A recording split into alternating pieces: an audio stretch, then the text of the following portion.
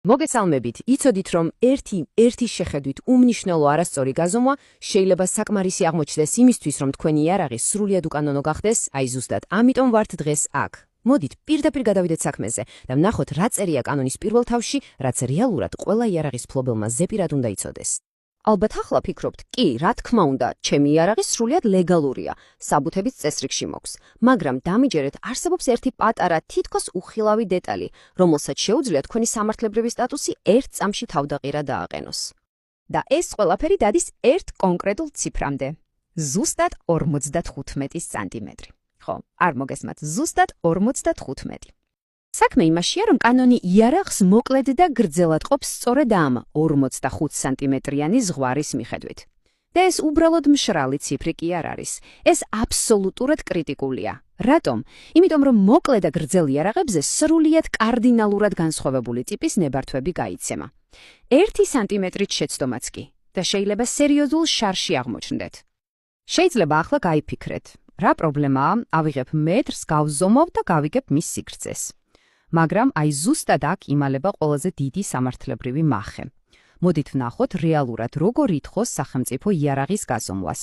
სამი მთავარი წესი გვაქვს, რომელიც აუცილებლად უნდა დაიმახსოვროთ. პირველი, საერთო სიგრძეში საერთოდ არ ითვლება მაყუჩი ან ლულაზე დამაგრებული ნებისმიერი სხვა მოწყობილობა. მეორე, თუ იარაღს მყარი ფიქსირებული კონდახი აქვს, ის ჩვეულებრივად იზომება. მაგრამ მესამე და ყველაზე მთავარი, თუ თქვენს იარაღს დასაკეცი ან ტელესკოპული კონდახი აქვს, ყურადღებით იყავით.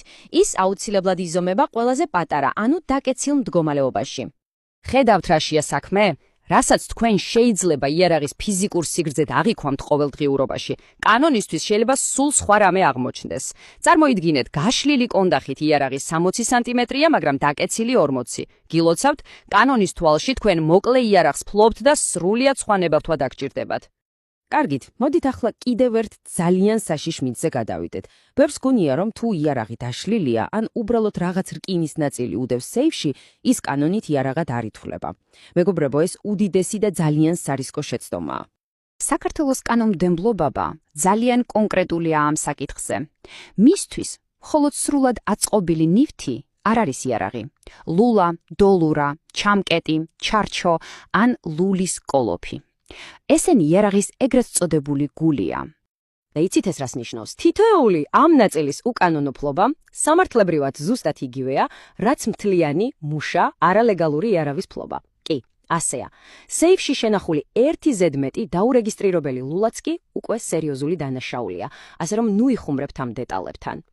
ახლა კი კიდევ ერთ ძალიან აქტუალურ თემას უნდა